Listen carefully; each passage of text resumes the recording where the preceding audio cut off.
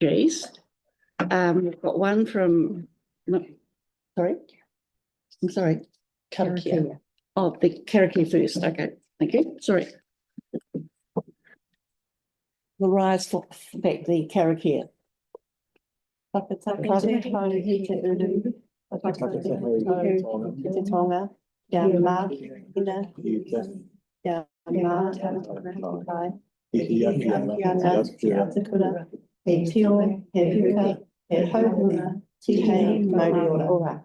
you. We've got apologies. We've got one from the chairperson, Marie, and online we've got Andre Moore and Debbie Moore And Tyler Harrison. and Tyler Harrison Hunt. So I'm just listening and I'm on my way in.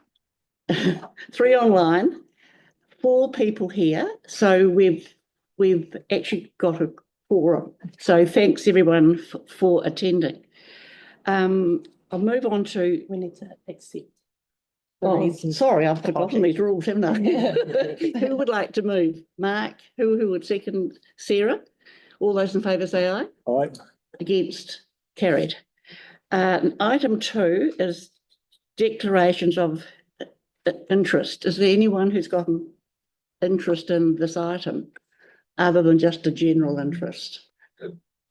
We probably all have, but anyway, okay, no declarations there, Faye.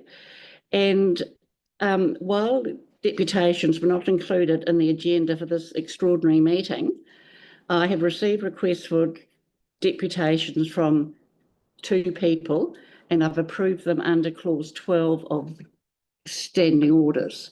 So while we thought this was ratification, it's the second step basically, and so people are welcome to actually make a deputation. So the first person I've got is Garth Wilson, appearing on behalf of Central Riccarton Residents Association. So if you'd like to come to the table, Garth, thank you. And you've got 10 minutes, which includes questions. Thank you. Well, good afternoon. Could you just clarify who's not present? I can, 3 names were on Zoom. Yes. Who is the person missing? Because there should be 8 people altogether. Marie Polisco, the actual chairperson. Not on Zoom. Yep. No, she's just not here. Okay. Apologies from her. Right. So our strong view is that there should be no person co-opted to the board for the 5 months. There are a number of reasons that we have for that. But first of all, we would say that all this happened very, very quickly, and there was no consultation whatsoever with the community about this, particularly the community of the Riccarton ward.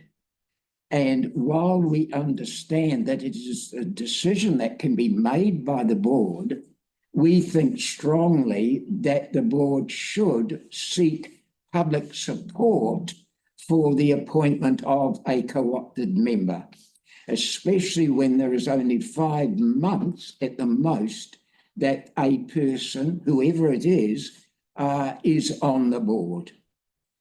Secondly, this ward of Riccarton has been very, very poorly served for the last 6 years in total by board members. In fact, for 3 of the years, we effectively only had 1 board member, 1 person actually doing anything. So we feel that it's wrong for the board to appoint somebody for 5 months when for 5.5 years, the board has sat here and not done anything about a board member now resigned who did not fulfill the requirements as set out in the application, the nomination form, and certainly didn't fulfill the requirements as set out in the minute attached to this board meeting about what the requirements of a board member are. And thirdly, we are unhappy at the idea that somebody could be appointed to the board who might stand at the election in October.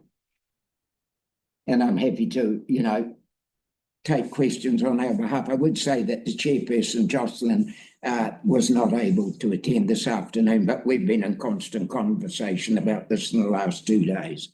Okay, thank you, Garth. I'll open it up for questions. Mark? Thank you. Garth, are you familiar with the name that we've actually...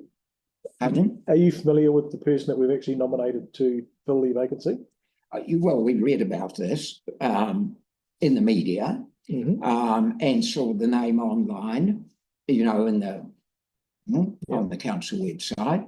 But we don't want this to be a personal, be anything about the person, himself or herself. It's the principle that we're concerned about. Right. We're not saying this person is a good person, this person isn't a good person. We deliberately want to keep personalities out of this. There's nothing about personalities. Are you familiar that the name that we've nominated, Luke Chandler, stood at the last election and finished only a couple of votes behind Jamal? Yeah. Well, I was actively involved in being interested, as we were at the meeting at the church, where all the candidates, ironically, except the person that's been selected by the board, and the person who's resigned were the only 2 people that didn't turn up to that meeting that Mrs. Broughton will remember. So am I hearing you right that you would far sooner have only 2 people representing your ward rather than the full complement of 3, and just continue with the underrepresentation that you've enjoyed for the last 5.5 years? Right. Well, so there are 2 things. There's only the 5 months, and secondly, there's ratepayer money going out on this. And we don't think that ratepayer money should be used for 5 months representation. And as you say, we're happy with the people, only having 2 people. We've never had more than 2 people. This is the whole point we're trying to make. We had a person that was elected, and for 5.5 years, that person didn't fulfill any of the conditions. And then before that, as you know, we had a councillor who was missing in action. Yeah, you know that. I'm astounded to hear that you don't value the fact that we as a board are trying to give you a complement of members to represent. No, because there's a problem with that. Well, the ratepayer money and the fact that that person may be wanting to stand at the election in October. Actually, personally, I think that's irrelevant. Pardon? Personally, I think that's irrelevant, but hey, you're welcome to your opinion on that. Our feeling is that it could give an advantage to a person, whoever that person is, at the election. And that that for 5 months, having put up with the situation we've had, as you know, if I may say so, Riccarton Ward has not been well served. This is exactly what we're trying to give you, the extra member that you deserve. We certainly, yes. Anyway, Hank, question. I'm interested in your point of view, and a wee bit disappointed that it comes out at this point, perhaps, and I wonder why it didn't come out 2 years ago. Because I haven't. I've been at these meetings, and I haven't heard much about your disappointments until just now. Well, so I can assure you that we have let Chairperson Broughton know this right from the word go. I have spoken to some board members, including the 2 on this side, that I thought that the behaviour of a previous board member was a rort, and that ratepayer money was going down the toilet. As you know, we have made constant representation about this. We made representation to our current councillor, who is on Zoom and will verify this. And his comment was he had spoken to the person, but he was not able to persuade the person to behave otherwise. So, and that councillor had no opportunity to say, yes, you can I'm represent. not disagreeing with any of that. No, I'm not having a go at anybody or anything. I'm just puzzled why it's only now that we're hearing about it, when in actual fact, most of us are actually trying to do something about it. yeah. Well, look, At our first Can I-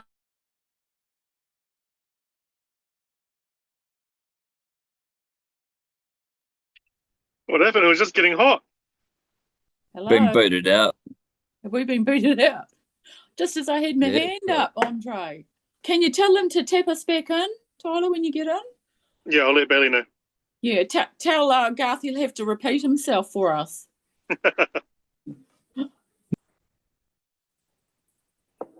Oh, here we go.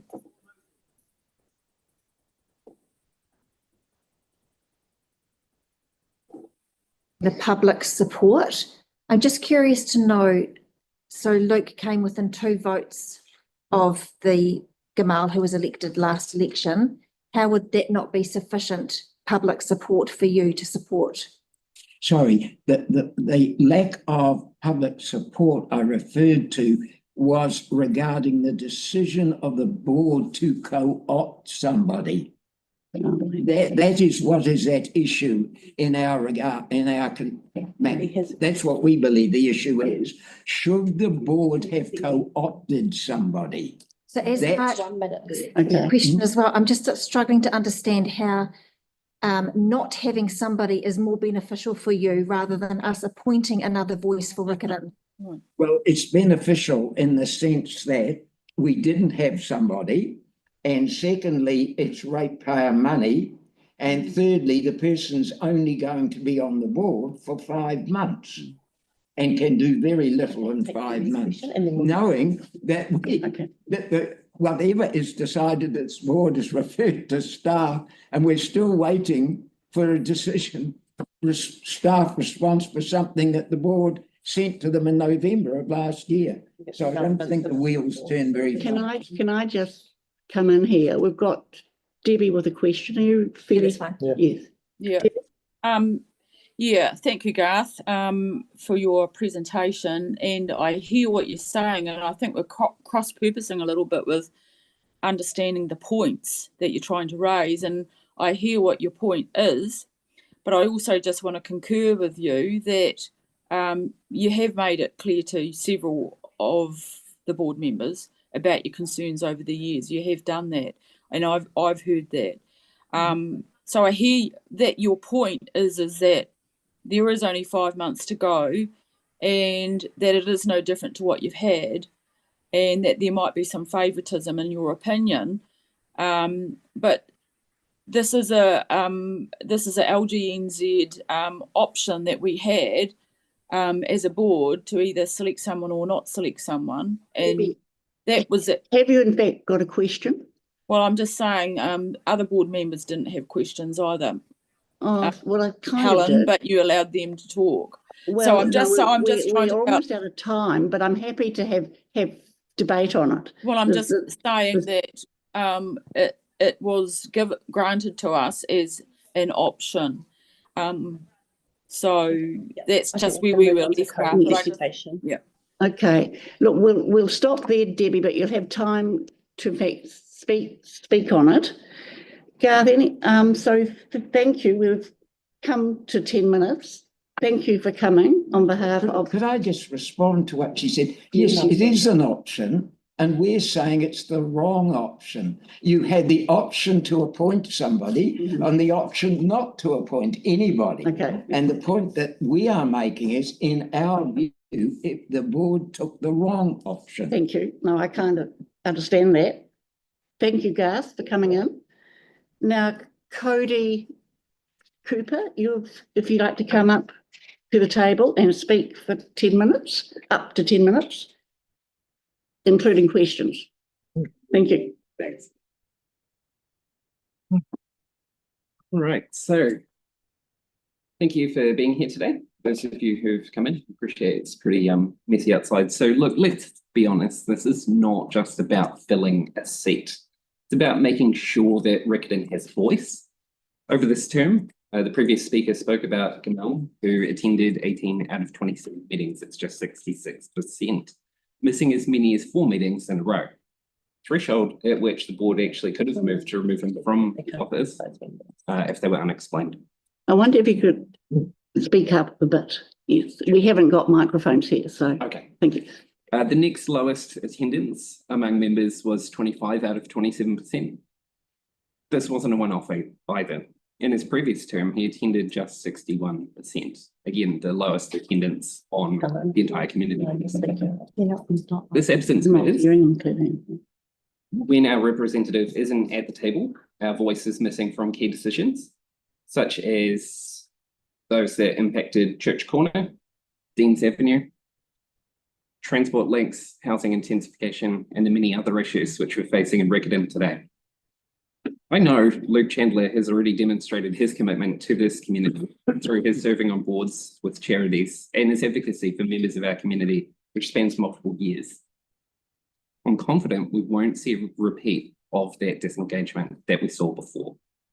Riccarton deserves a dedicated representative, not an empty chair.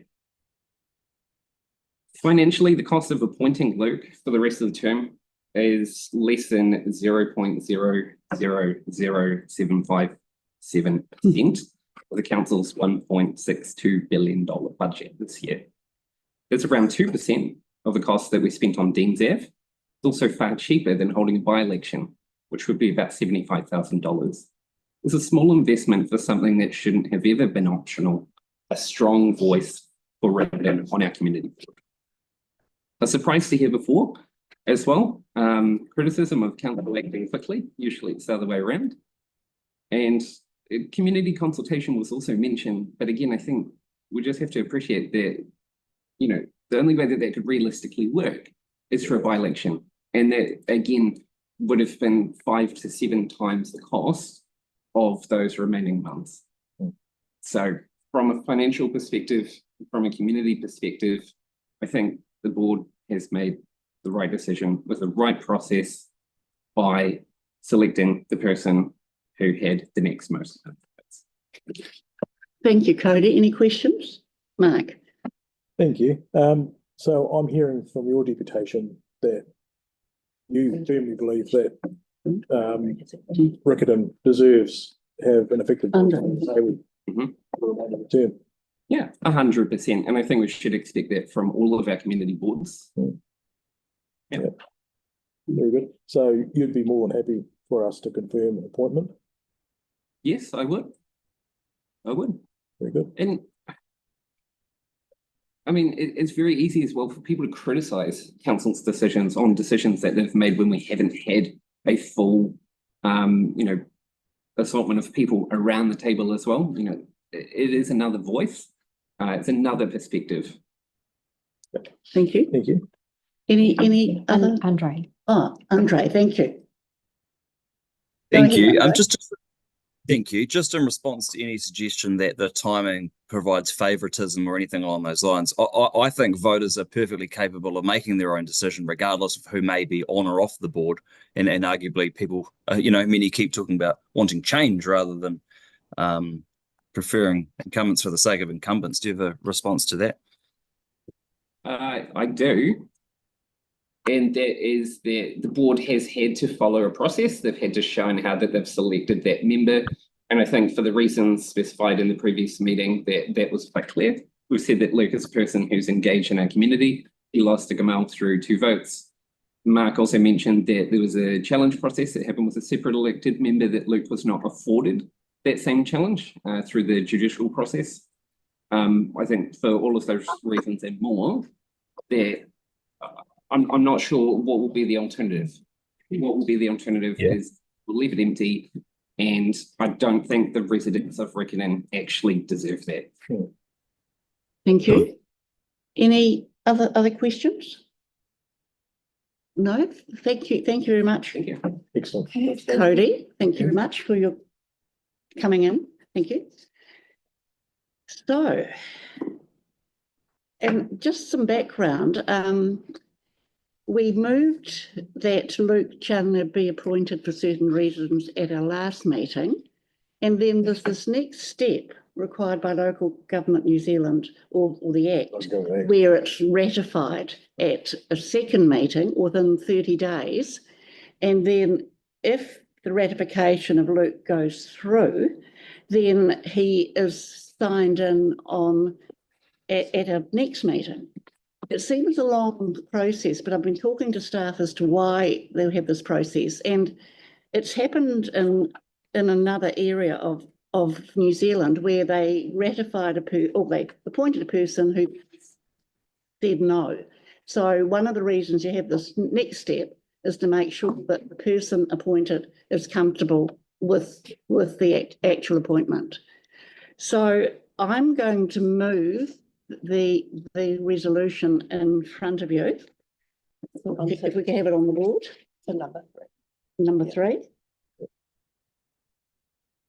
And that's staff recommendation. Okay, so Faye, could you just read it out so we're clear? Yes, that the Waipuna Halswell-Hornby-Riccarton Community Board receives the information and the confirmation of appointment to explore the vacancy on the Waipuna Halswell-Hornby-Riccarton Community Board. 2, notes that the decision in this report is assessed as low significance based on the Christchurch City Council's significance and engagement policy. 3, resolves to confirm the appointment made at its meeting on 2025 of Luke Chandler being a person qualified to be an elected member and being a person who lives in the Riccarton ward, is active in the community, experienced in representing concerns to the board and the council, supports the board's 3 priorities of the Riccarton board, can commit to attend all regular meetings, information sessions and community board events, and was the highest polling unsuccessful candidate for the Riccarton ward at the 2022 local body elections to fill the vacancy on the board created by the resignation of Gamal Fuda. Thank you. So I've moved that. Is there a seconder? Mark, thank you, as seconder. So I'll start off as mover, and I do understand from Garth's presentation there's 2 ways of looking at this question. And we had the debate on that last week. Do we leave this open or do we fill it with a person? And the board by a majority decided to fill it with a person being Luke Chandler. I mean, Luke is a committed member of the Riccarton community. He's spoken on behalf of residents to the board and council. And following what Mark said, he missed out by only 2 votes in the last election, but he was not able to get a recount under local government rules. You can under central government rules, but you can't under local government rules. This will give Riccarton a 3rd representative, and I do note in the 2019 to 2022 period, I felt I was the only person doing any work for Riccarton, and our councillor and another board member weren't doing a lot of work. So I agree that there has been a gap. And so the issue is, do we proceed with this appointment today or do we leave it as it has been? Because I think Tyler and myself have worked in the ward in this term, but it was a particular problem last term. So that's all I want to say, but I'm opening it up for that debate. Mark. Thank you. Thank you. So the reason I'll stick with this is that I'm really keen to see Riccarton given the full representation that they've been deserving the last 5.5 years. The challenge now goes down to the incumbent, should this be confirmed today, that, hey, there's 5 months to the election, let's get in and make a real difference. You know, make sure Riccarton is well represented around the table and see if there can't be some significant wins made for Riccarton in the coming months. So I'm happy to give Riccarton that chance to enjoy the ability to have full representation, and I really hope that Riccarton can benefit from the full representation that they'll then have, because they've deserved it all this last 5.5 years. It's been a shame to see it as it has been, and today we have the chance to actually make it right and to give Riccarton what they deserve. Thank you, Mark. Anybody? Oh, Debbie, and then Hank. Thanks, Debbie. Go ahead, Unmute yourself, Debs. Yeah, Debbie. trying to find the button. Found it. Thanks for that, Helen. Look, where I'm coming from too is that Luke has been evidently really proactive, not over just the last 3 years, but the 6 or 9 years even. So if Luke wasn't the option for us at this time, then I could be guessing that we may have selected an option not to have anybody. The point is, what I'm trying to make is that he is proven active in our community, and he understands local government. He understands a lot of our processes. So that's why I'm supporting Luke. Thanks, Debbie. Hank. I'd just like to give a word of warning to Luke, really. If he doesn't pull his weight, the voters will sort him out at the next elections, I'm sure. If he does, well, more than welcome. More than welcome. Yeah. Okay. I hope he makes this 5 months count. Yep. Thank you very much. Tyler, hi. I want to thank Garth and thank Cody for coming in. To varying perspectives on bringing Luke on the board. Those that well, no one will know this, but when I first went for council, I actually met up with Garth, and I was extremely intimidated. To be honest, we did a massive walk around Central Riccarton, and I absolutely loved spinning the yarn with him. Yeah. And that's what community is all about: is you're held accountable to your voters, your resident associations, your members, and the ones that don't vote. Most importantly, too, because the ones that don't vote may not be able to yet, but they will. And in due time, it's really important that as an elected member, you've got to be out and about. I just had to go home and have a shower because I was cleaning up some flooding up the road for some residents, but apologies for being late. Now, this is just for Luke. You know, we're mates now. He lives up the road from me. We're neighbours. I just want to, again, send a word of warning to, just like Henk is, you know, I got the opportunity to have a 3-year interview with the community. You get 5 months. Whether it's 5 months between now and the election, it's, you know, politics aside, I think it's going to be an interesting next few months, and looking forward to seeing how it works out. But you've got a lot to prove to my mate over here, Garth, so make sure you get some mahi done in Central Riccarton. There's a lot to do. Hey, Garth. Yep. So I'm moving forward. I'm looking forward to working with the board. As you can tell, I'm very good at reading rooms, and we'll make sure that we do what we can for Riccarton until the elections come up. We don't have long left. Yep. Thank you. Anyone else want to speak? Right, I'll move back to resolutions 1, 2, and 3.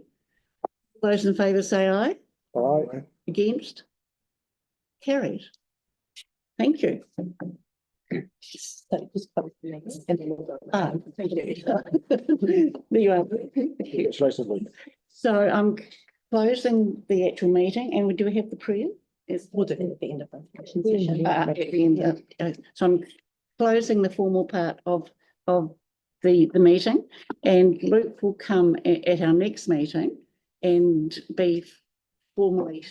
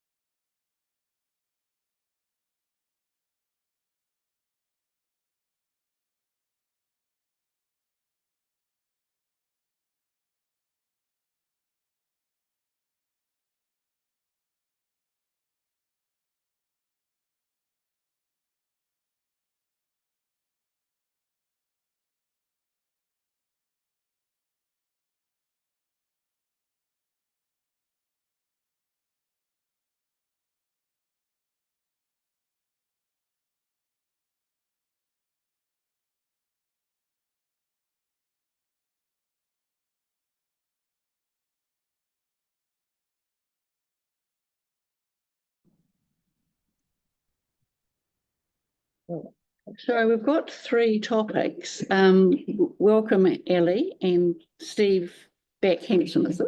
Thank you. We've got 3 topics. We hope to finish at 5 o'clock, I think. So, so we'll aim for that. Pretty steep. You've probably got half an hour.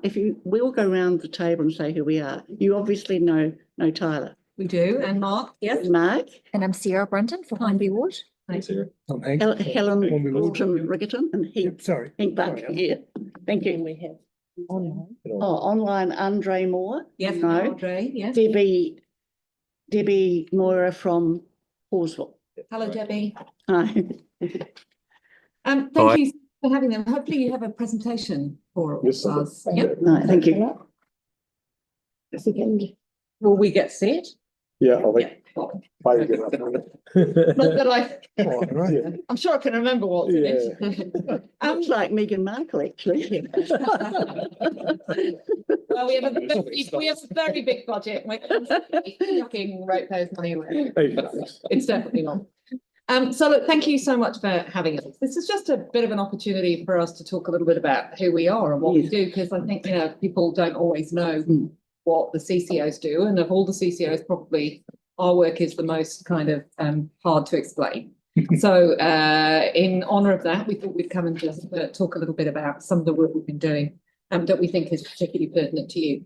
So I'm just going to go through why we exist, what we do, and then I'm going to talk about one of our city pieces of work, which is called the Economic Ambition. I'll talk about it when we get there a bit later. It's about moving towards a more regenerative economy.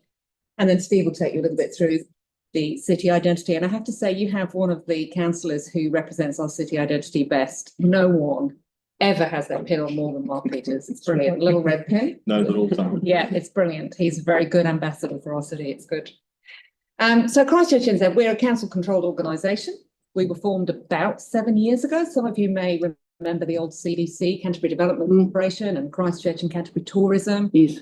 We were basically formed by pulling those two together, and then subsequently other bits have been added. We also got the major events part of council, screen office, Antarctic office. There's been a few kind of bits, and more recently the work that DCL have been doing through urban development. We have an independent board. Our chair is Lauren Quaintance. We have 7 directors, including 2 councillor directors, one of whom are on this community board. So Jake McClellan and Vic Henstock are our current board directors. Can I just ask you to speak up? We haven't got microphones. Oh, sorry, I will. Yes. Gosh, that's not something I get asked. I'm thrilled. You made my day. Okay. Yes, I can, and I'm happy to go more slowly as well. So apologies if I'm gabbling slightly. So we have about 75 permanent staff. And that's across a range of all the activities. It's a very broad activity base that we do, and we sit in an office in Castle Street. Every year we respond to a letter of expectation through our statement of intent standard CCO process. We are the economic development agency for the city. If you ask me what our barbecue pitch is, I would say we bring jobs to the city. Really, is probably the most important thing that we do. We make Christchurch more attractive, whether it's to people that are coming here to study, or visit, or to do business, or to invest, or events. We're making the city more attractive, and that brings good jobs and good prosperity to the people that live here. And these are the 3 council outcomes that we really contribute to: increased productivity. We want to make sure as many of those jobs are good jobs as possible, high wage jobs, good, well-paying jobs. Livability, we want to make this the best city to live in. And as I mentioned, we want to make it very attractive. These are some of the things that we deliver. These are from last year's results. We're obviously halfway through the year, and actually we'll smash our results this year. We've already had a really good start to the year, which is good. It's a bit lumpy what we do, because sometimes you'll bring in a big project that brings in huge results, and then other times it takes a bit of time for those projects. It's quite long term, so it can be a bit bumpy. But these are some of the things that we do. We've brought in around 745 businesses have accessed support through us. So we've done 94 what we call for mills. That's where we bring in trade agents from either the visitor or the business economy, and we show them all the great stuff that's going on in the city, and then they go and write great things about it. We develop a regular economic insights report, which is well worth downloading from our website, and a lot of people, over 6,000 people, access that. And one of the jewels in our crown is our business event work. So we've obviously got Tapai and the town hall, and next year we'll have the stadium as well as another business event option. And we have a really great return on investment for that. So when we can attract really good conferences to the city, they tend to be seasonal. So they tend to be midweek, which is great. And they tend to be winter, which is great. So they smooth things out. But they also tend to be front of the plane big spenders. And that's really good for our city. So for every dollar that we get from council, we get about 15.9 million from council. And for every dollar, we deliver around $5.50 worth of return to the city. Now, we've been asked by council to come up with 3 city strategies that are bigger than what we do. They all influence the work that we do, but they are much broader than what we can do with 75 people and $15.9 million. The Christchurch identity, Steve will take you through later. I'm not going to talk about the destination management plans today, but really the destination management plans are about making sure that with tourism, we think about both the expectation and delivery of the tourists, but also the social license to operate. A great example would be Littleton. If I was talking to the Banks Peninsula Board, we would spend most of our time talking just about the destination management plan because of the cruise ship impact on Littleton. So destination management is really around tourism. But the bit I want to talk about today is the Christchurch economic ambition. So we were asked by council to think about what the economic future for the city is. Is it just growth? And if so, what does that growth look like and how do we manage it? And we've done this in the past through nice strategic documents that if you read them, they're lovely, they make lots of sense, they have lots of good things in there, but it's quite hard to have systemic and long-term change across the economic system in the city if we just write the document ourselves and don't bring people with us. So instead of writing a strategic document, what we said is let's actually have a vision. Let's have a compass or a direction of travel that we get the whole ecosystem to sign up for, and then we'll work with them to see what they can do individually to pull in that direction. Kind of think of it like a braided river. Kind of got all these fast-flowing bits and eventually they'll all meet up if we're all going in the same direction. So our Christchurch economic ambition is multi-generational. It is essentially talking about moving towards a more regenerative economy. It's not going to happen in one generation. And I'm going to talk a lot about what I mean by regenerative economy because it's a bit of a kind of funny word, regenerative, and it can actually have quite strong opinions from people. But essentially, it's basically saying that we are going to try and solve global problems from here in Christchurch and make money by doing so. That's it in a nutshell. So we have lost its beep. There we go. Oh, just very briefly before I talk about those 4 goals, why is it important to move to a more regenerative economy? Well, that's the direction the world is going. So actually, if you want to attract investment to a city or to a business, you've got to actually show more and more that you are a good corporate responsible citizen on this globe. If you want to attract talent, you've got to be able to show that you are values led. So actually to meet export market expectations in somewhere like Europe, you've got to be really thinking about being ahead of the game in some of this. So there's a real drive to do it. Now, this is a little slide, but this is probably the slide I want to spend most time on, and then I'm going to hand over to Steve. But these are the 4 goals that underpin our ambition. And the way I would explain them, they're kind of goals or guidelines. So let's start with Pōhapai first, which is this concept of being unusually innovative. The way I describe this is it's kind of the teal mentality. It's about saying that big business or business is not the enemy to moving towards a regenerative economy. It's a really important part of the solution because behavioural change alone is not going to shift the dial. And we are better placed than most places in the world to solve global problems from here in Christchurch. If you're in Sudan or Ukraine or many other parts of the world right now, you're not worrying about how to sequester carbon out of the atmosphere. So, but we have an opportunity to be able to think about some of those global problems solve them from here and then take them to the world in a way that can both make us and our businesses better off, but also solve some of these incredible global challenges that we have. So that's the first concept. The second concept is about working with nature rather than against it. If you look at our existing Western economic systems, they're largely about infinite growth with finite resource. And surprise, surprise, that's not going to work. Eventually, you're going to run out of resource, whether it's human resource or whether it's environmental resource. If we continue to go in an extractive manner, at some point, we're going to run out of stuff. And the best systems work with nature rather than against nature. So, and a lot of this goes back to Indigenous kind of thinking. So it actually fits really well with the Mana Whenua ideology. But the more and more that we can work with nature rather than against it, then the more likely we are to have ongoing success.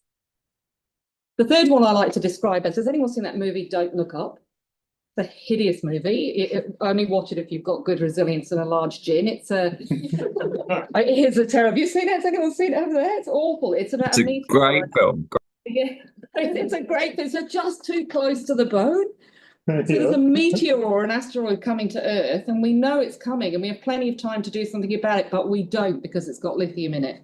And then there are competing people at play that want to get the lithium off it. So the whole world blows up and only the rich survive. That's the basic outline of the movie. The reason I raise it is that it's a complex problem.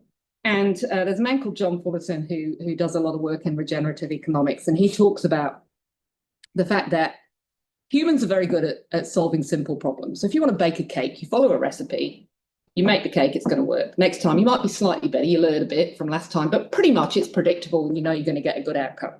We're also pretty good at complicated problems, and he describes complicated problems as putting a man on the moon. It's hard to put a man on the moon, or a person on the moon, but you can do it. So you just have to do A, then B, then C, then D, and there might be a few detours, but you can do it. Complex problems are the ones that are hard. And what gets in the way in complex problems is human ego, human behavior, competing interests, power. Now, if you think about most of the global problems we face today, they are all complex. Global warming is complex. So it's not the only one. Geopolitical challenges are complex. The war in Gaza is complex. So we're facing some tariffs are complex.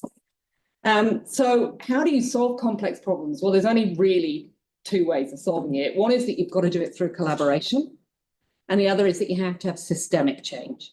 So you have to have all parts of the system driving it. So you have to have government legislation and incentives driving the right behaviours, and you have to make sure that the whole system pulls together, but it's really, really hard.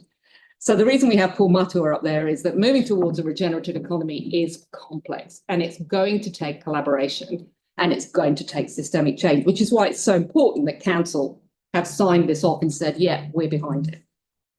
And then the last one is about being socially just and economically inclusive, which is one that's very dear to my heart. It's no good if we solve global problems and business is the solution and we manage to solve these complex challenges and only 4 people get rich out of it. We end up with 4 billionaires sitting behind, let's just imagine, a president somewhere, and they're celebrating the fact that they're really rich. That's no good. It's got to bring everyone with us. The tide has to rise for everyone.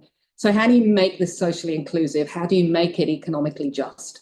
And that's the last piece of this pie. So they're the 4 guiding principles. We are at the start of this journey. We are never going to be able to do it on our own. And we are working with a lot of businesses. So these are some of the businesses that we've already got that have signed up to it and said, yeah, we think this is a good direction to travel. We are going to see what we can do to make sure that we tell good stories about the work that we're doing, that we weave this into our next strategic plan. Lots of great stuff going on, but it's only the beginning. As I said, the council have signed it off, which is really important. So this goes in the letter of expectation for all the CCOs across the city. Have we embedded it yet? No, it's really early. I think if you ask the councillors to stand up and you've heard this many times, but I still think if we ask the councillors to stand up and articulate it, it would be really hard. And to be fair, it's taken me 9 months of talking about this a lot to get good at understanding what it means. So this is slow, it's multi-generational. but we really believe that it's something that Christchurch has an opportunity to lead the way in. And so I just wanted you to be aware of it, because it's not just about us, it's about the city. And you've got good businesses in your regions that are already doing great things in this space. So, yeah, plus the university, the big partner. And the university are a great partner for this, actually. They're really good. So that's the ambition. All right. Any questions before we move on to the identity? Yeah. Mark? I gather you do actually work out in the suburbs. Like I know you've been involved out in Hornby with some business attraction Yeah. and establishment. Yeah. So that would be fair to say, wouldn't it? Oh, very much so. Yeah. So we, some of our best businesses are out in the suburbs, far from being in the city centre. And in fact, where it gets slightly complex is legislative boundaries, because, you know, we also deal with companies that might be in Selwyn, but are actually, you know, kind of, so it gets messy. That's why it's quite important we work across the Mayoral Forum group, and we work with the other economic development agencies across the whole of Canterbury, because Canterbury and Christchurch are utterly symbiotic. You can't have one without the other. And so, yeah, we do, very much so. Cool. Okay, thank you. Any other questions at this point? No, we'll kind of move on. Oh, Hen, go ahead. Yeah. It's hard. I'm interested in trying to confuse you, I guess. Oh, good. I like that. Be prepared. Yeah. How do I put it? You talk about investing in the city, and I've got no problem with that whatsoever. And the business you start, and the business and all that sort of stuff. A lot of the stuff that I see is like big, like large events. I'll ask the question. Instead of, where does the money go from these large events? And how much does the council get for infrastructure out of your large events? Because the council, from my standpoint, the council spends a lot of money building the infrastructure. You spend a lot of time trying to make sure that they're used and that we make money out of them. How much of that money goes back to supporting or building new infrastructure? That's a really good question. When we decide, It's complicated for me. it is complicated. So big events are part of what we do. And when we assess which events we bring to the city, because there are always more opportunities than there is money. And you have to buy events to bring them to the city. It is that ugly. You know, Taylor Swift is not, sadly. That's part of my problem. Yeah, that's right. Taylor Swift is not on my phone begging me to come and open the So I know, it's disappointing. So you do have to bid. And we are competing in a world where actually our pockets are not very deep. You know, Australia have got, I mean, if you get into some of the numbers for things like the stuff they do in Vegas and Australia, I mean, it's just remarkable. The Melbourne Grand Prix would blow your mind. So how do we decide which events that we want to bring here? Well, we have two things. We have what we call a City Partners Group, which is a group of people. And whenever I refer to the city, by the way, I mean the Christchurch City Council boundaries. I don't mean the central city. So just to clarify that. So we have the airport, we have Mana Whenua, we have Venues Tatahi, the council and us, and we all look, and we have an independent chair. We all look at our events to determine which ones are best. And we have three criteria that we use. The first is how much money is it going to bring in terms of overnight stays, spending at coffee shops, spending at, the really direct economic impact. So, and it has to be over about 1.2. You might have seen yesterday, Electric Ave was just mental. Electric Ave really did amazing things from that particular perspective. The second thing is, how many eyeballs is it going to get you? So SailGP was a really good eyeball event. So because it's got really good global coverage and global reach, and it presents Christchurch in a really different way. It shows you Littleton, which the number of Auckland people that were there going, wow, I didn't know Christchurch could do this. And globally, people see Christchurch as not just a rugby city or not just a this city. They see it differently. So there is how much coverage are you getting, which is very much in Steve's space. The third is what we call leverage and legacy. Now, we wouldn't have lights at Hagley Oval if we hadn't had the Women's Cricket World Cup here. We wouldn't have I nearly said something I shouldn't. We wouldn't have the upgrade at Naval Point for Cell GP necessarily if we hadn't had Cell GP. Yeah, but there lies my problem. Yeah. Is that who pays for those lights?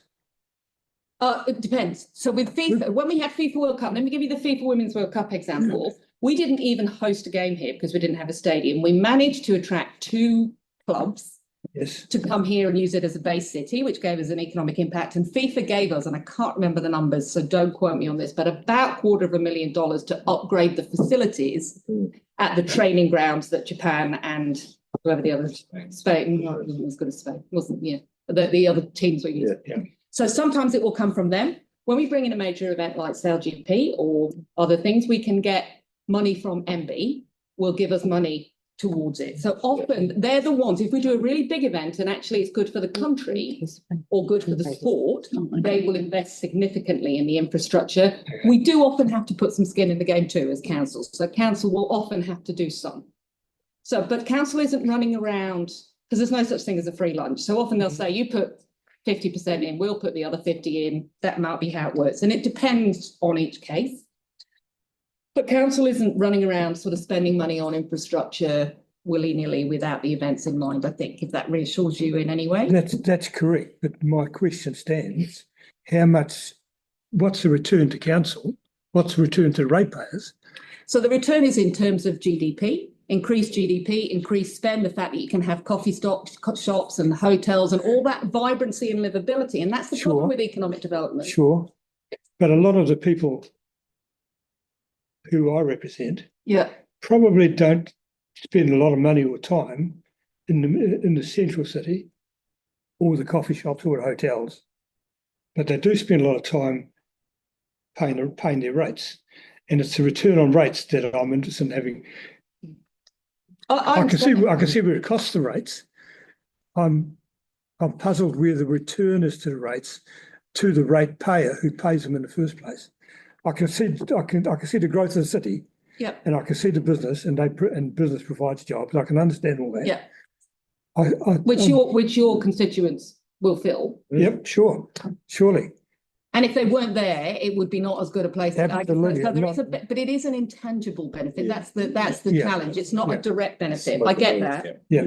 And particularly in a cost of living crisis, when you say, okay, have I got enough money to go and spend $120 on a ticket? Of course not. It's really hard. So these decisions are really difficult. When we're looking at the portfolio, the other thing that I didn't say your job was easy. No, I know. That's why I do it. I'd be bored if it was easy. When we look at what we're going to do, we try and get a balance of events. That's why it's not all Cell GP or all sport. We do things like Doc Edge, which is a documentary film event that we do in the city, or we do World Buskers, which is free and everybody can go to, or we do other sporting events that might use other things in other parts of the city. So we do very much think about that. And we also think in that legacy program about how we can involve particularly some of the less privileged sides of town or parts of town in things like the activation. So we often work with the eastern suburbs and be more than happy to come work with you guys on things like getting schools along to the development programs or trying to make sure that we're kind of thinking more broadly about that. Yep. So it is hard. I do admire your enthusiasm. Thank you. Thank you. Now I've got a question from Andre, who's on Zoom, and then Tyler. Andre? He's on mute. Unmute. You're on mute, Andre. He's saying his best words. Unmute yourself, Andre. You sound the best at the moment, mate. Andre, unmute. Oi, wake up, can't hear you. Talking to yourself, mate. I think if we carry on with the presentation. I've got Tyler on. Was it Tyler for the question? Yes. Tyler. I can't remember what I was going to ask. Actually, I can. Is mute. So, well, perhaps if we. I've got it. Yeah. In an alternative reality, that CNZ weren't here. I'm sure the city will know that they're not here. But can you please just give an overview of the major events that happen that are sort of city shaping? And city identifying. When we took over the major events portfolio, and I'm not denigrating the Santa Parade, but that was considered a major event. So when we did Cell GP, for all its challenges, and believe me, I didn't have grey hair before I started the Cell GP journey, Thanks, Russell. it put Christchurch on the map as a place that can hold major events. We turned the second one of those around with 12 weeks notice and delivered the world's largest sailing ticketed event ever. Wow. Incredible. So FIFA, we have got opportunities at the moment that I'm not allowed to speak about that are incredible, that will shape the future of this city in a variety of different spaces. Electric Avenue started off as a really small event, and I'm not saying we're not taking responsibility for Electric Avenue, but we act as an intervention agency, and our intervention with Electric Avenue has been to help them to we basically pay a small amount of money to help them bring in a headline act, Chemical Brothers, The Prodigy. This year's amazing, by the way. And we help them to get it to 2 days. Now, that then completely changes the return to the city. And I don't know if anyone saw the coverage for Electric Avenue was remarkable in terms of putting Christchurch on the map. I mean, MB are almost embarrassed that all of the really good opportunities at the moment are with us. So it really is an incredible opportunity. And they're not all in stadiums. They're not all kind of, if you think the Adventure Park, Crankworks, that's used the Adventure Park, that goes to a totally different suburb. So we try and make sure that we've got a range of in-stadium, out-of-stadium, different suburbs, different activities for different people. Festival of Brass is a really amazing event. The squash in the Isaac Theatre Royal, that was incredible. How did you do that? I know, it's quite remarkable, isn't it? Yeah. So some really great stuff. I think in terms of time, shall we continue with the presentation? one We do really have okay. staff waiting. Wait, is Andre on? No. It's only a governance update, so. Yeah, okay. It's pretty painful. So, You're video. Yeah. Oh, I shouldn't say my favourite community board then. Yeah. We saved Not time there. for that. Time removed. Just gonna say We now, are no one's favourite community. no, he's fine. Okay, that's fine. We are no. So, I thought it was Bailey. no, just if you move on, and the first person to ask a question after you've finished is Sarah. No worries. Anything? My bit's reasonably short, so we can get back to questions afterward. So I guess touching on, following on from Ellie, where she mentioned the three key strategies.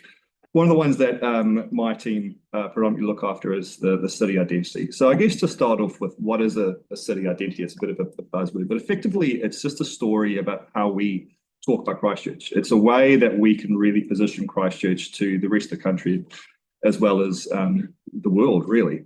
So it gives us the tools to really showcase just what's so special about the city.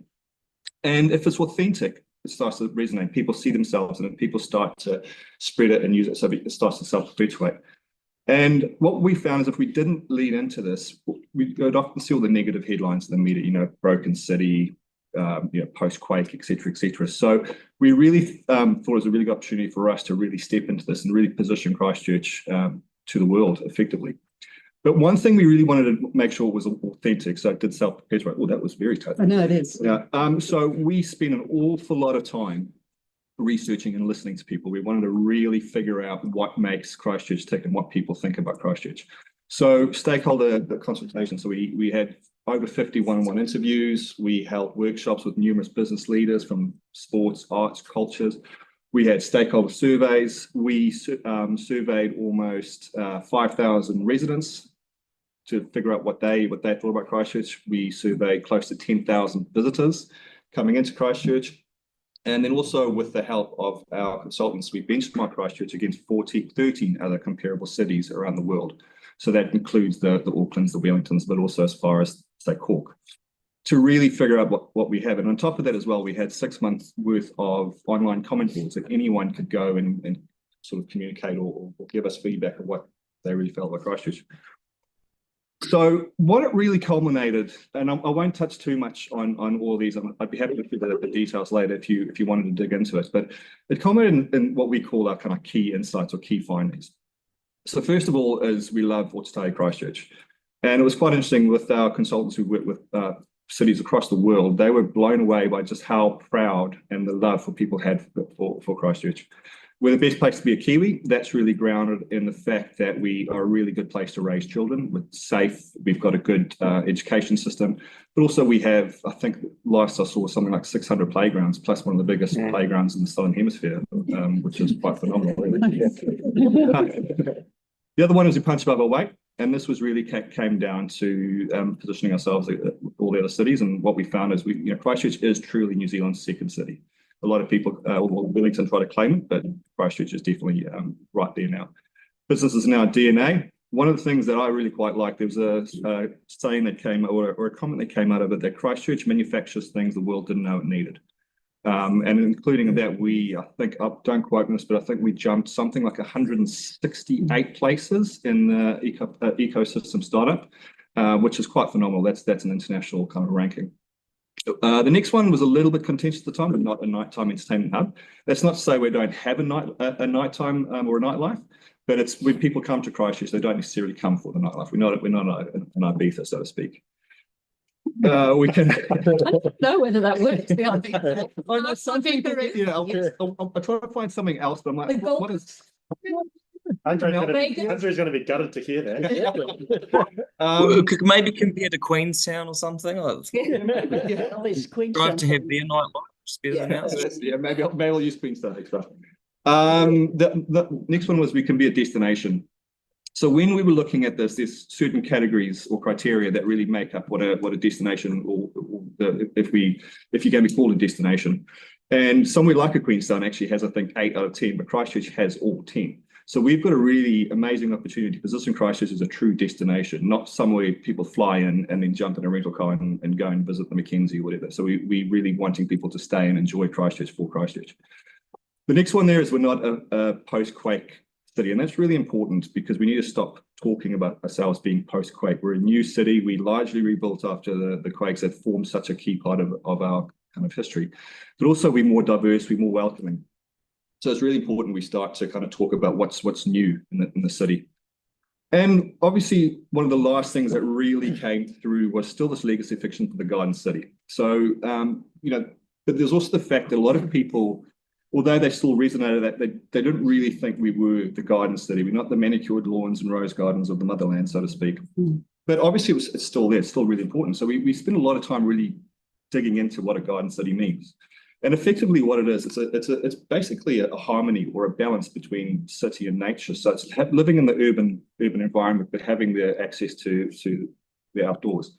So what we really distill that down is to this essence of balance. And, so the whole city identity is based around this theory that Christchurch is a city in balance. And the reason why it's so powerful, because it's actually really quite true. If you think about it, Christchurch is almost a Goldilocks city in the fact that you can live in a big city, but be 15 minutes from an international airport. You can work in the city and then be in the hills, Port Hills, going for a run within 15, 20 minutes. You can ski in the morning and surf in the afternoon if you really wanted to. So Christchurch really offers that balanced lifestyle that not many other places really can do. So that's why the whole city brand is based around this essence of balance. So with the new identity, the new story, it needed a new look. So I'm sure, hopefully, you would have seen a lot of this around. So this is some of our colorways and obviously the city logo. And we use that across everything that we do. So Ali touched on the events, so you would have seen it at the World Buskers, you'll see it on all squash and et cetera, et cetera. And all of this, of course, is also anyone can use it. It's a city identity. It's not a CNZ identity. So we want people to see themselves in it and start using it. So we have a whole resource. I think Ali touched on it earlier, a toolkit that you can go there. You can download images, videos to really use if you ever want to promote Christchurch as a destination. And these are some of the examples of where you'll start to see it. So we've just completed a really amazing partnership with Manawhenua, the airport, Tourism New Zealand, and ourselves. So when, if you're lucky enough to travel through the international arrivals area at Christchurch, you'll see this. It starts with the Manawhenua story, moves into the Te Aki Promise, and then throughout all that is the city brand as well. So it's a really quite amazing space. And these are some of the other areas that you'd see it. So we partner with the Crusaders, obviously a huge part of the community. We have a very small line of merch, a couple of T-shirts that people can wear and purchase if they like. You'll see it through the city and then at events as well. So you can see the bottom one there was the Black Clash, and then the one on the right there was the squash that we kind of touched on as well. So we are trying to make sure that everything that we do aligns with the city brand. And I've just got a quick video to play, and which we can end on. So this is the hero video. So when we launched the brand, this was kind of the hero video. It's about a couple of minutes long, but it gives you an idea or a flavour for what we try to achieve. So hopefully it's going to play. Do we have any audio by any chance? Historically, no. You can see the lips. Has it got sound? Or? It has. It has, You yeah. can share it afterwards. Yeah. Yeah, I think let's pause it. Thanks, Paul. It's already on your. We wouldn't need. On. So obviously watch that at your leisure. It's on our website as well and everything like that, so you can use it. But then the two QR codes, there is obviously a link to the economic ambition, so you can find all the information that Ellie has, then also the city brand. So if you want to find any more information on that, it's all there. Thank you. Thank you very much. Andre has a question. Andre, no, Sarah first, Andre, and then myself. Sarah. Just regarding events and the scheduling, and so we know what's happening when, sometimes I find it quite tricky to see in one spot what's happening. Like there's what's on council, there's often Facebook ads and things, but I wonder, is there somewhere that we can go that would have everything scheduled so we all know what's happening? Yeah, that's a really good question, and something that we've been thinking about as well. We're actually in the middle of redeveloping our website, and one of the areas we're really focusing on is that what's on area. So we're looking at integrating, so we have our major events, as we call them, that are listed on there, but we also have all the council events, so that's the community events that will all be listed on our website. We're also integrating the TNZ feed as well, which has events and also obviously all the other business listings and that. So hopefully that will become far more of a one source of truth. That'd be really helpful. But also what I'm looking to hopefully do as well is, so you can have a bit more personalization. You can go say, I'd like to attend that one and kind of create a little bit of an itinerary and that sort of stuff. So, Steve's playing with a very cool level, I think, at the moment. He showed me a bit of a beta thing of this the other day where you can literally kind of ask it anything and it will kind of do you a curated 1 or 2 day itinerary, or it'll tell you what, honestly. So I think that'd be great. Because the what's on one, you can tick what you want to see like today or this weekend, but it's really clunky and you can't get the, So what that's the council one of members who So what we're doing is we're basically just sucking those events out, displaying them on our website. And then what we'll be able to do is build that more personalized kind of itinerary for you. Let us know when that's available. Thank you. Thank you, Andre. Andre? Thank you. Yeah, it's a really good point from Sarah, because it's the same actually when you visit any city. It's always clunky trying to figure out what's going on. So if we can develop something better, you'll be onto something good. But no, I've got thousands of questions, so instead let's catch up soon. All right, thank you very much for coming. I've got a question, if I might. I know Auckland's recently chosen between a waterfront facility, a new one, and Eden Park. I understand the Eden Park one isn't covered. Am I right? No, it is not covered. The only covered stadium that will, apart from the new one that's coming online next year in Christchurch, is Dunedin. So there'll be no other covered stadium. So it's going to be an opportunity. It's a huge opportunity for us, and there is a lot of work that we'll be leaning into in the new year around that. And were you surprised? I mean, you probably can't comment publicly, but I was surprised at the Auckland vote. It was 17-2. And I just thought they had a chance to do a new facility. Yeah. I think it's really complex because if you come back to Hank's point, there's no magic money tree, and these things are expensive, and I think making choices is really hard, and it's that jam today versus planning for the future. And to your point, Tyler, a lot of the work that we do would only really be missed if it wasn't there. Yes. And I often think that, it's funny, I was saying to someone yesterday, I'm a singer, and when you sing in a band, I guarantee you that the bass player will come up and say, I'll sing this song. No one ever goes up to the bass player and says, I'm going to play the bass in this. But everyone thinks they can sing. And economic development is unfortunately a bit like that. Everyone thinks that they know how to do it, right? And it's really true. And everyone thinks that if you build it, they will come. Actually, this would just happen anyway. It really doesn't. I mean, some of the work that we've done that I am most proud of is attracting things like we've managed to attract, and I do want to share this with you because I think it's good for you to know, but we have worked tirelessly for 2 years with a company called Bridgewest. Bridgewest is an American company, big American company, and they have a sub-company here called BioAura, who are based up in Wellington. And BioAura have been working on a type of cancer treatment called CAR-T therapy. If any of you here are unlucky enough to have or know people who've got blood and bone cancers, particularly lymphoma, CAR-T therapy is pretty miraculous. So what it does is it's very new therapy. They take out your cells. They add this antigen receptor onto your cell, they put it back in, and your body becomes its own biological weapon. And there's a guy called David Downs, who you may hear occasionally. He's quite a cool guy who was paid out pretty much for his life insurance and went to Boston as a trial for this and is 100% cured. So it has like a 60 or 70% cure rate, but it's expensive. So, and it's complex. We have managed to get BioAura, who were almost certainly going to go to Wellington, to establish themselves here in Christchurch. And they are going to build a manufacturing facility with a new type of CAR for B-cell lymphoma that will be cheaper and safer than any of the existing CARs on the market. And it will ultimately bring in about $250 million worth of GDP to the city each year. And it's remarkable. You know, it's the thing I'm proudest of in my career. And that's going to take years and years. So if we would have said 7 years ago, 10 years ago, Christchurch is going to have a big aerospace industry, people would laugh. And we now have a really big aerospace industry because of stuff that happened from our predecessors 7, 8, 10, 15 years ago. So it's one of those things that it's challenging to get the attribution and challenging to decide on long-term things versus short-term stuff, particularly when you're in 3-year electoral cycles. Oh, yes. I think so. But it sounds like we've got an advantage over Auckland. We are. Once the stadium's up and running. Not just the stadium. Truly, I'm almost embarrassed when I go to other cities about how good our data is. Oh, okay. Yeah, we are in, but cities go in cycles. Wellington was on a big curve a few years ago, and that comes back to the point you've got to invest now to stay ahead of the curve. We can't just sit back and go, awesome, Christchurch has finished, great, we're kicking everyone's ass, because actually in 2 or 3 years' time, we'll be going the other way. Okay. And they'll be coming up. The Auckland Events Centre will come on, and it'll be much harder to be able to get business events here. And so. Okay, thank you.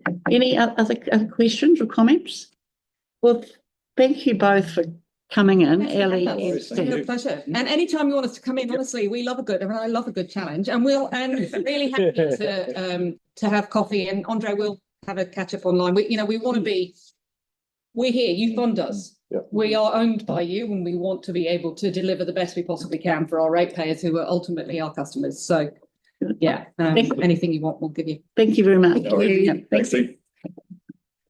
Now we're moving on to Andre's still online, the Southwest Dog Park. Thank you. Thank you. Oh, thank you. Megan Carpenter and I don't think Kate Kelly. Right. We'll give you. we try our best. Can I give you 10 minutes and then questions? Oh, These might be long. They might need more. It's quite Half an hour, is it? Okay. Yeah, sorry. We'll do our best to go. No, You're doing well. Go half an hour. Firstly, I just wanted to introduce myself because I haven't been in front of you guys yet. So I'm Caitlin Alley, and I've joined Megan's Parks and Recreation Planning team October last year. It's lovely to meet you all. Awesome. And kia ora, I'm Megan. I've met most of you before, but I'm just here to listen in as well and help out. Yeah. Okay, away you go. Thank you. What's the track? Yeah, cool. Awesome. So Southwest Dog Park, you should probably all be pretty well aware of it.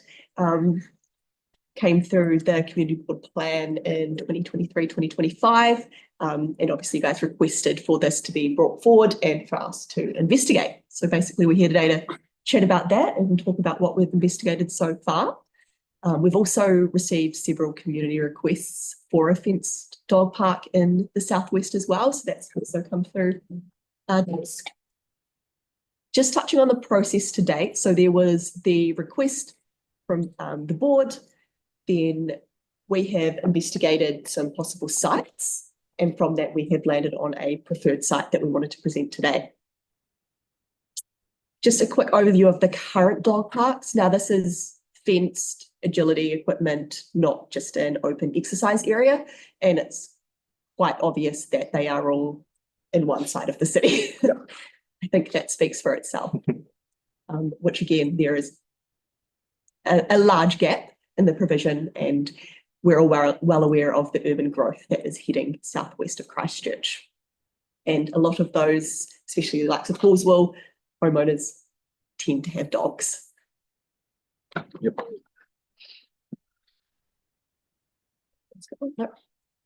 So our process, what we've done is gone and looked at all parks over 5,000 square metres in your ward. provided a high-level parks planning process to that. We then narrow it down to 4 sites, which we set against a set of criteria, which is in the matrix that we attached in the memo. And from that, we landed on a preferred site. So the preferred site is Cars Reserve, and the 3 alternative sites were Te Kuru, FW Delamain, and Globe Bay Reserve.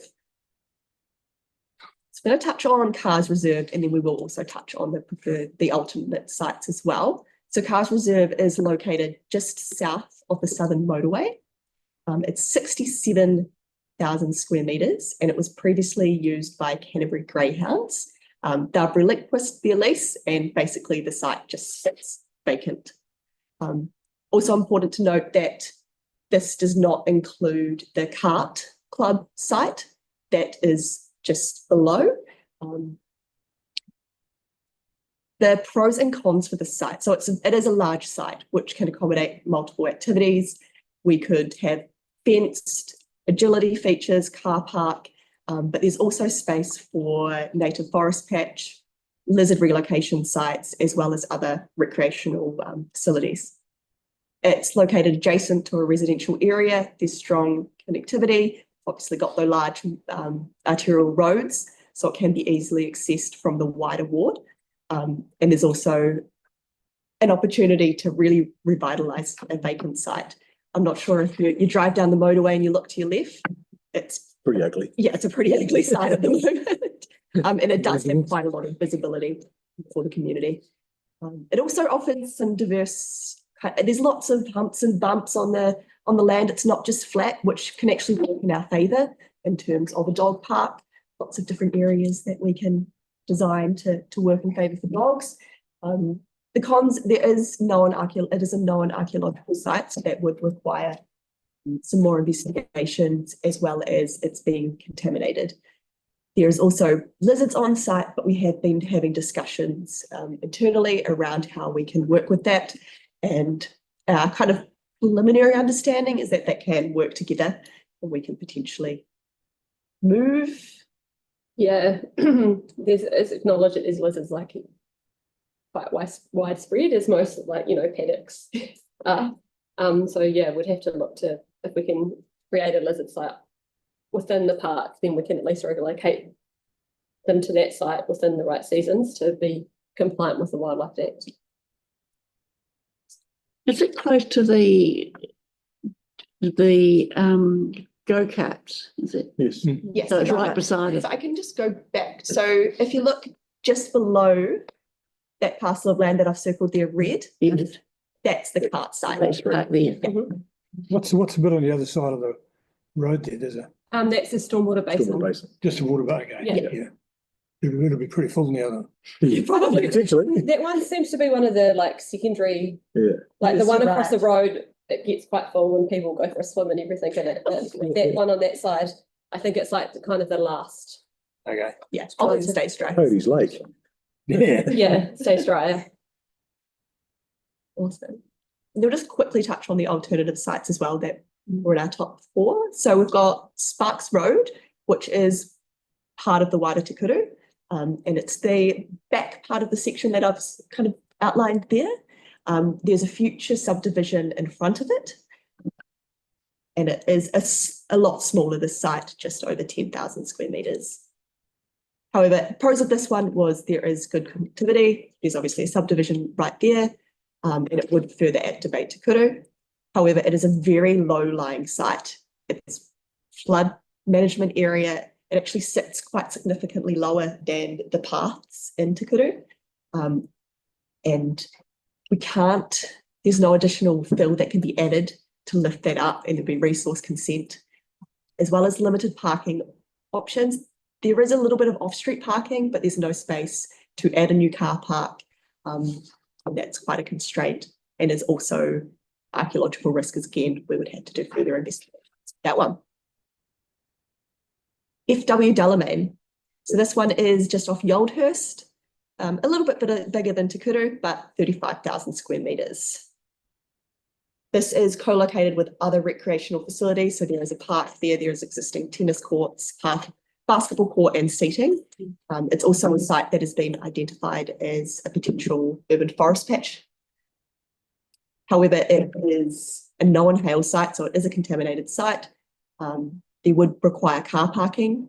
It's majority flat, and it would take away the existing open space that is potentially used by the community alongside the playground there.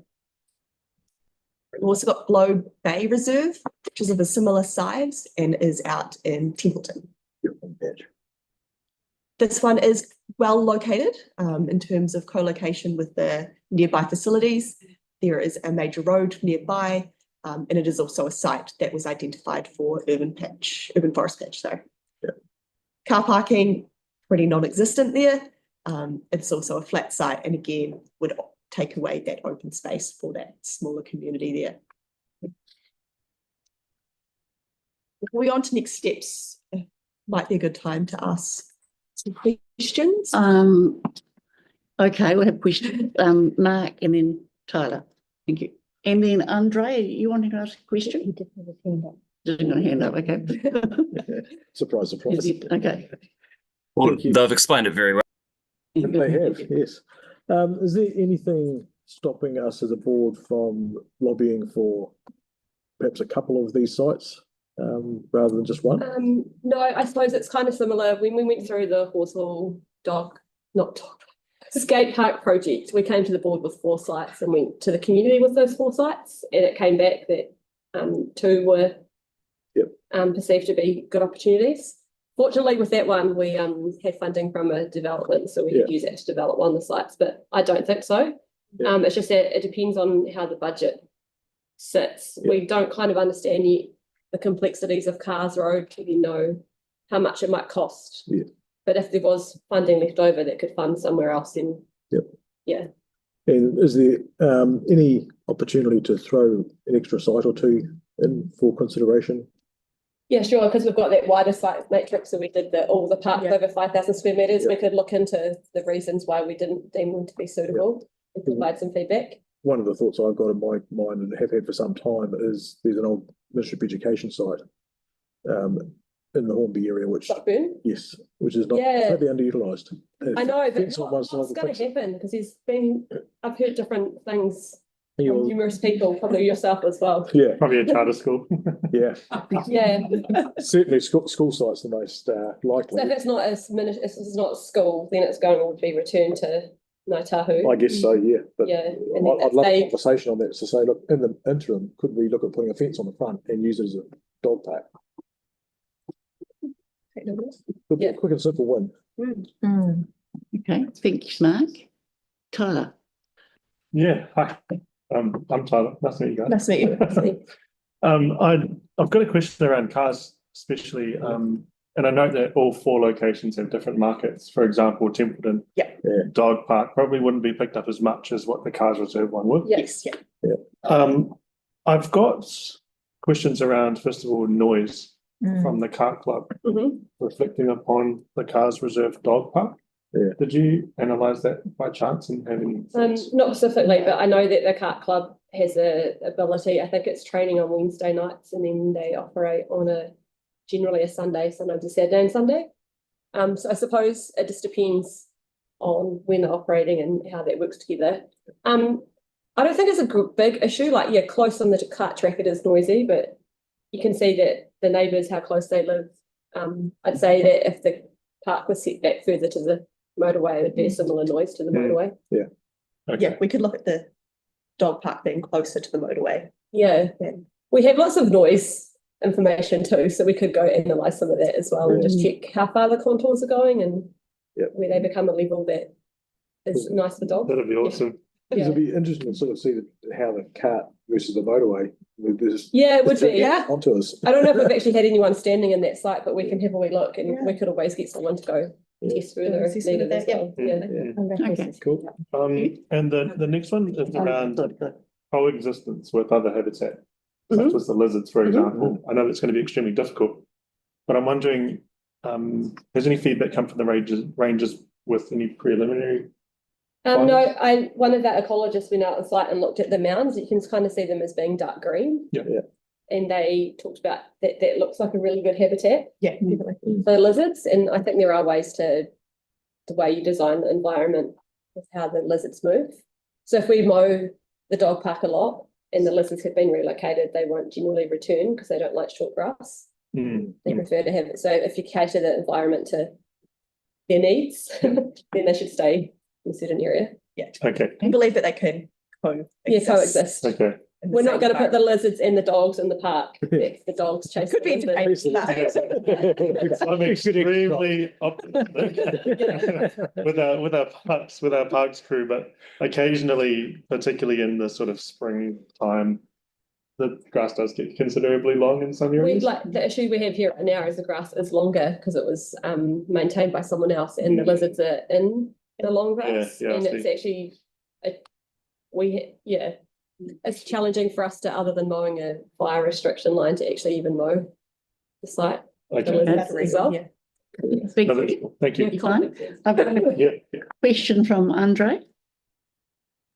Andre? Yes, thank you. Thank you. Yeah, I can confirm there's no issues around noise at Cars Reserve. I've never had one complaint in 5.5 years from all the from the neighbours there, and a lot of them are dog owners who have been asking for a dog park and telling me about Cars Reserve for some time. So there's absolutely no issues around noise, or if anyone thought there was, it would be the neighbours, if anyone. So Thank you. Awesome. I've got a question in terms of location.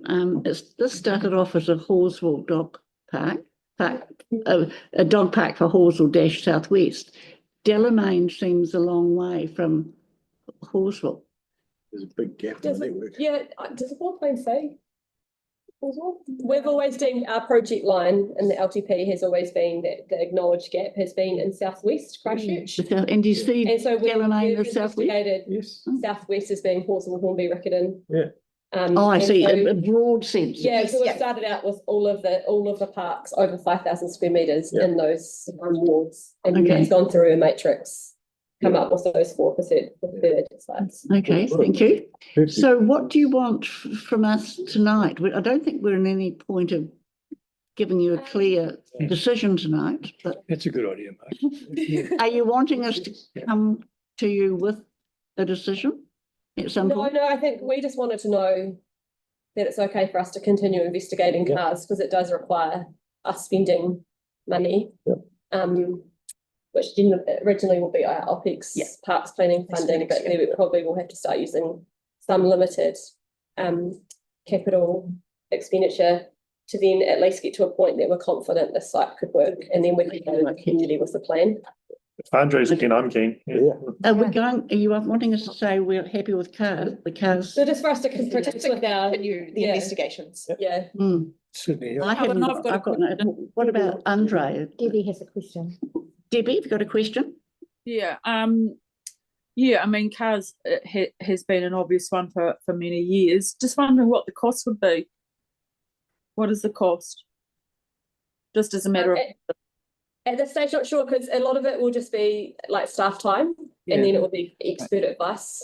So we haven't gone and got costs for the land contamination or Wildlife Act requirements, all those types of stuff. But we can keep you updated if that was. it'd be, and I mean it's exactly, and there's on-site parking.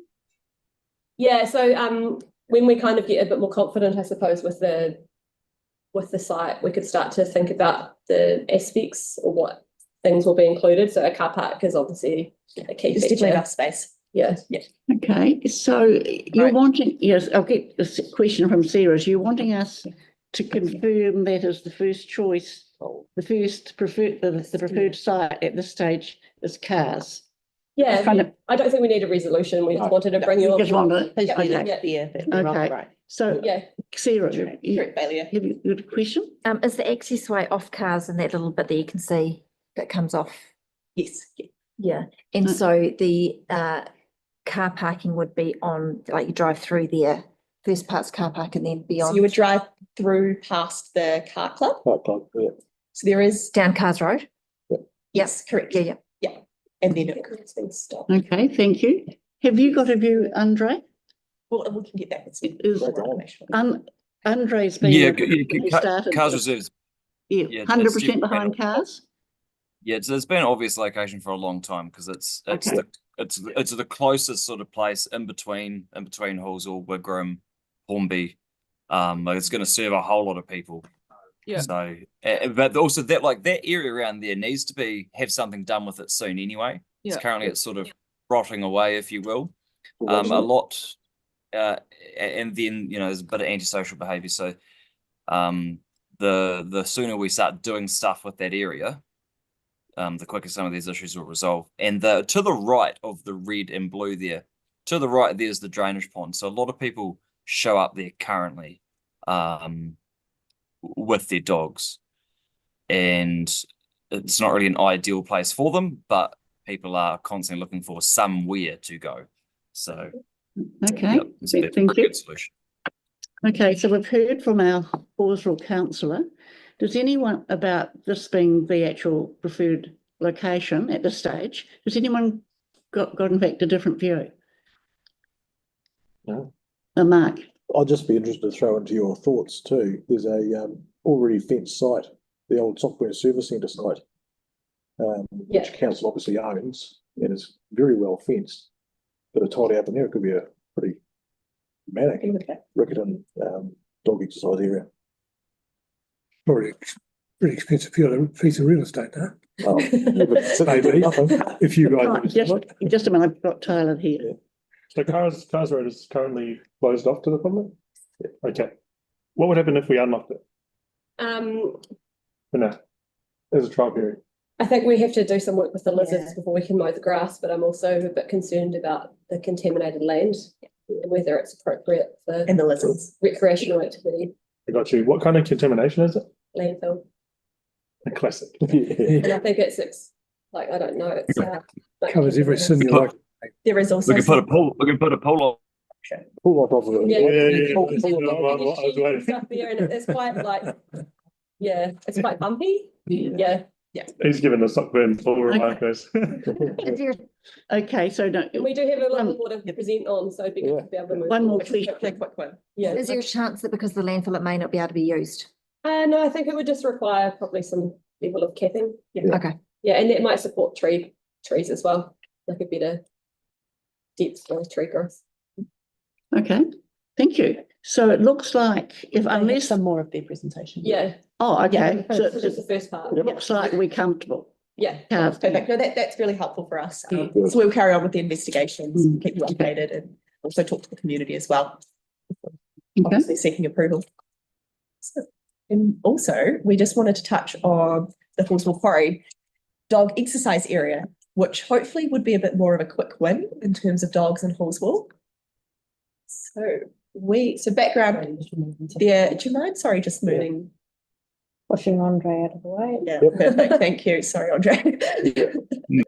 So this area I'm sure you're well aware, Andre's well aware that this has seen a significant increase in visitors, and it's been subject to kind of ongoing conflicts between dogs and other park users. It is a rather complex layout, and dog animal control are finding it very difficult currently to monitor. We've spoken with them and they have indicated that there's been 70 reported incidents. However, there is a lot more than that on an everyday basis that they're trying to deal with. And there's not really anything they can do in terms of monitoring and addressing it in any way. We've also received several requests as well from the community to better manage the area. So the proposed improvements is basically a fenced dog exercise area, which is different to dog park, which would have equipment. This would just be a fenced off area, as well as a walking path, the removal of the horse area, which is in the west. I'll show a map soon. Basically, there's really no space for horses at the moment. There's no room for horse floats, and the paddocks are now in houses, and adding a horse into this equation of a very busy park is less than ideal. And as well as the development of the lower paddock, the forest, and an extension of the existing accessible track to create a loop around the park. Some of these are funded, some of these are unfunded. and will happen over a staged approach. So this is, hopefully people had a chance to have a quick look at this, the proposed plan. We haven't gone out to the community yet with this, so this is more of just letting you guys know, are well aware of it, before we take the next steps. So is that not the same as the other park you're talking about? No. No. No. No, so this would just be basically open space Where with a people, fence. and they had to have dogs on a lead or not? No. No, okay.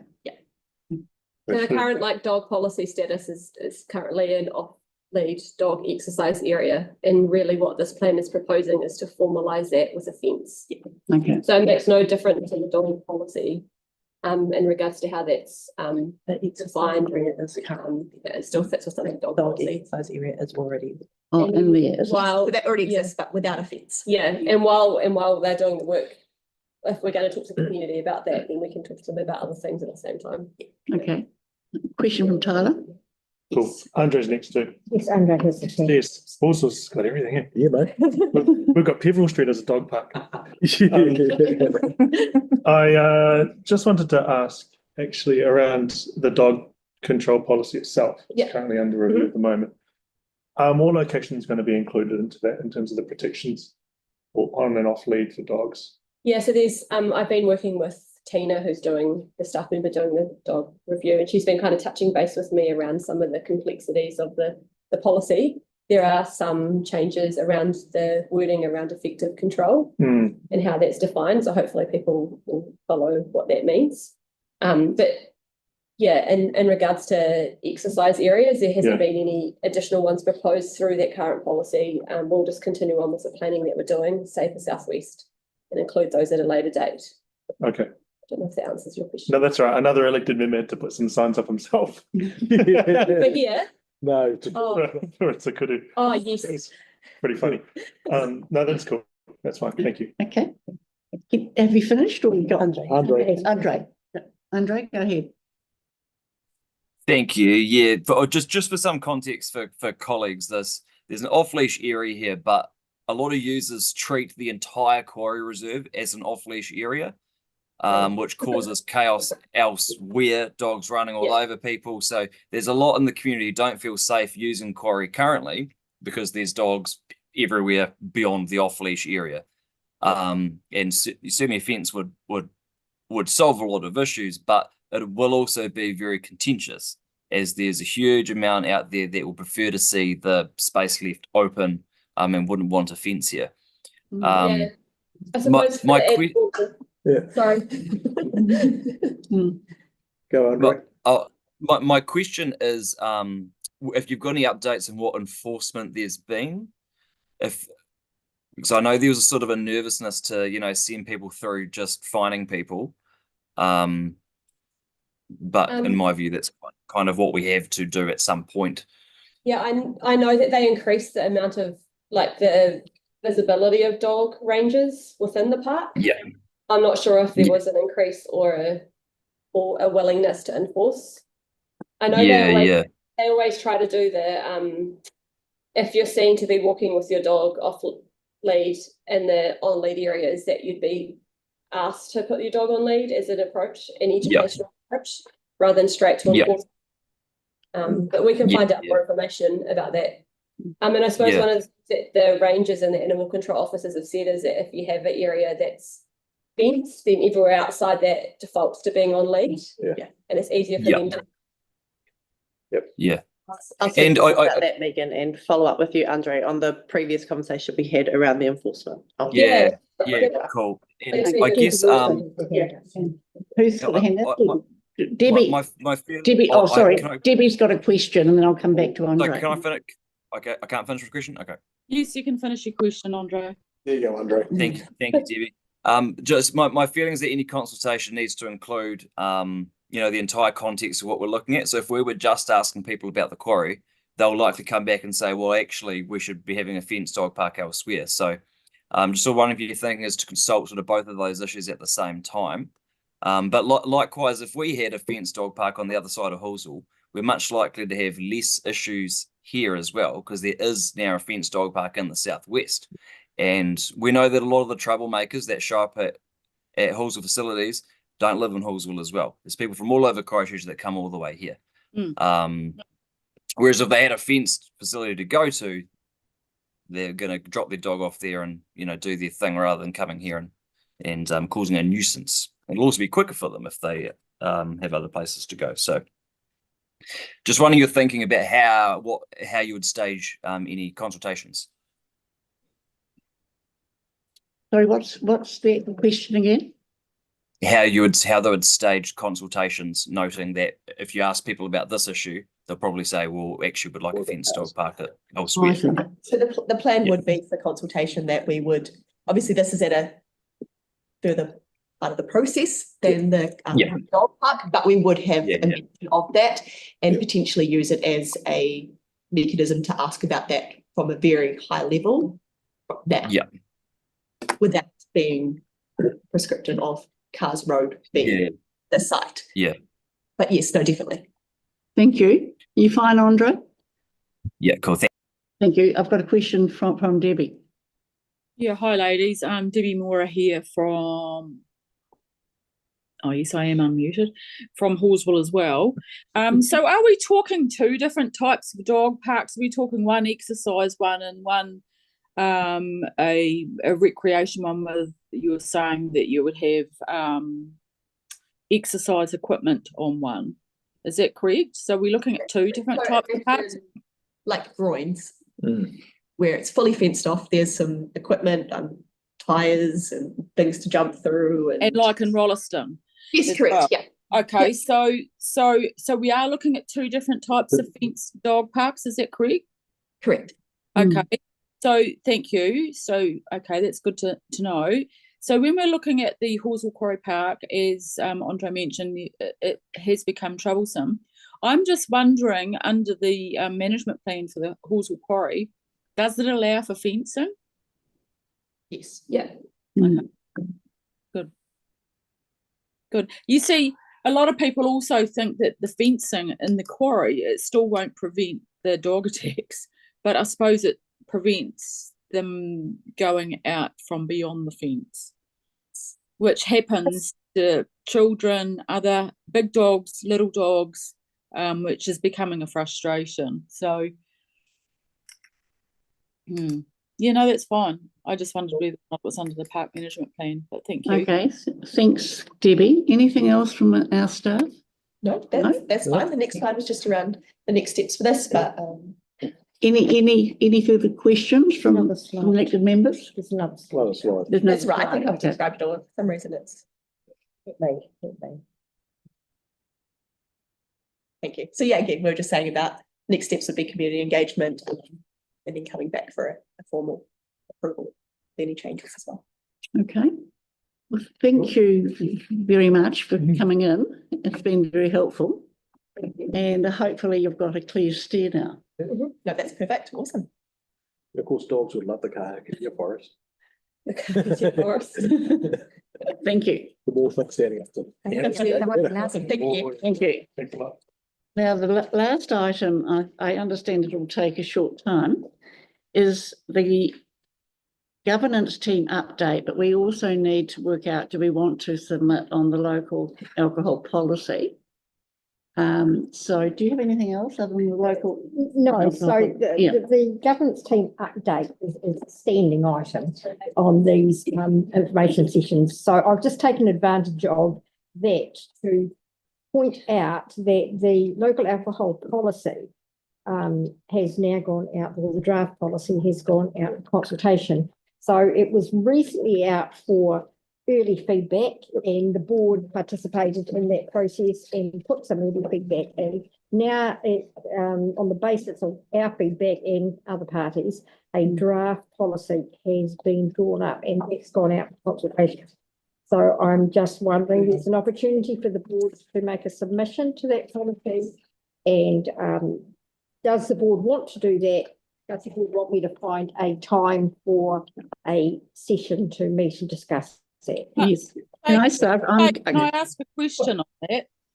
Coming in here, I'm very clear that we do need to make a submission, because Riccarton and Hornby have had lots, in particular, have had lots of alcohol issues.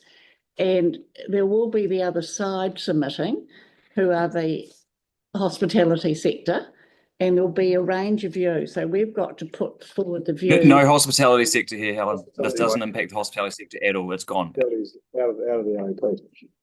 Are they? Yes. Yeah. You mean they can't submit? No, the things that pertain to them were not part of the policy. We took them out. Oh, I They didn't see. take them Okay. forward. D&E are no longer there. Purely off licenses. Yeah. It's the off licenses and the hours. Sensitive Yeah, areas. and I think we do have to submit, because otherwise, I mean, it worked on water, if I can recall, we submitted on water, as did a lot of other people. And the council had no option. It was the council's position anyway, but it gave the council some real strength to proceed with their position. So I think we have to actually submit. So Debbie has. Helen, Yes.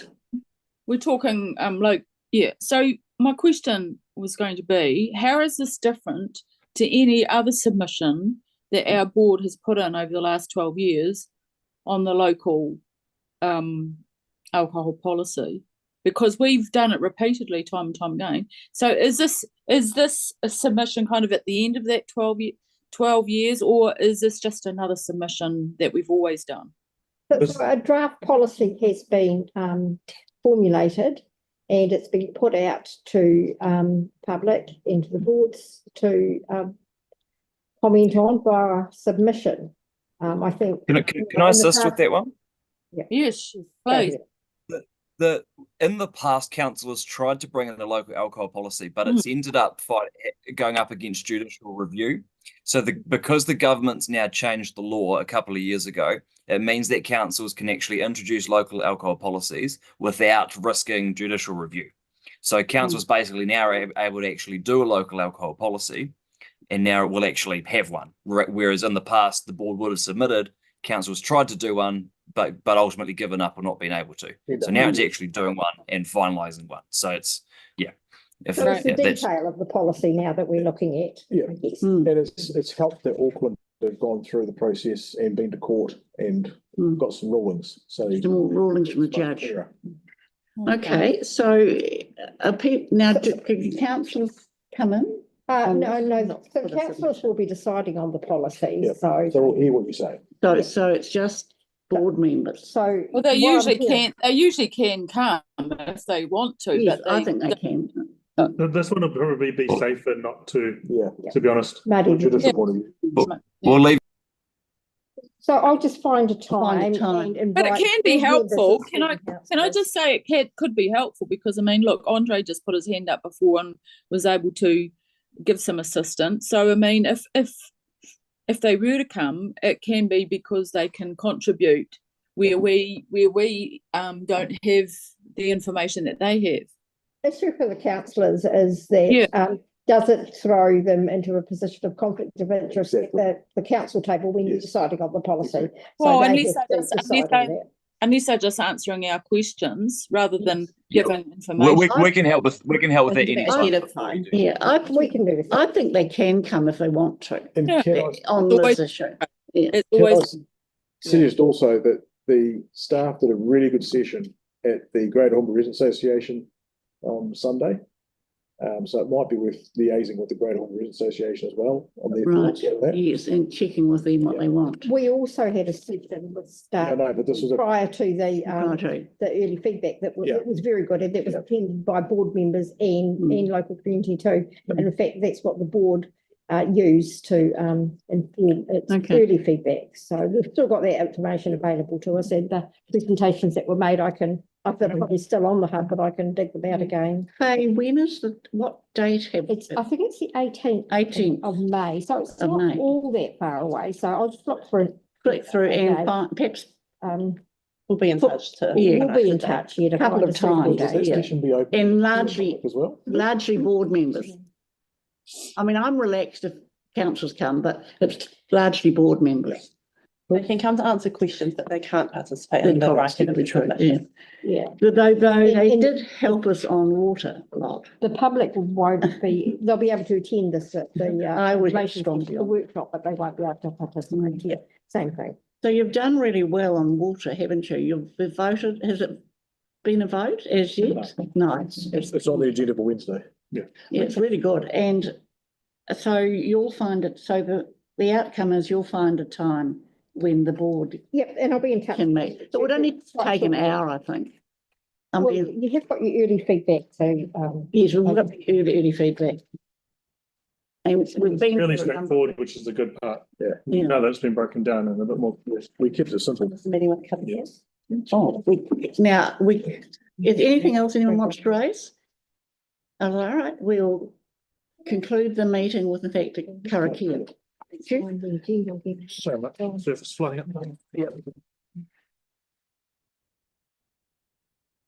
Thank you.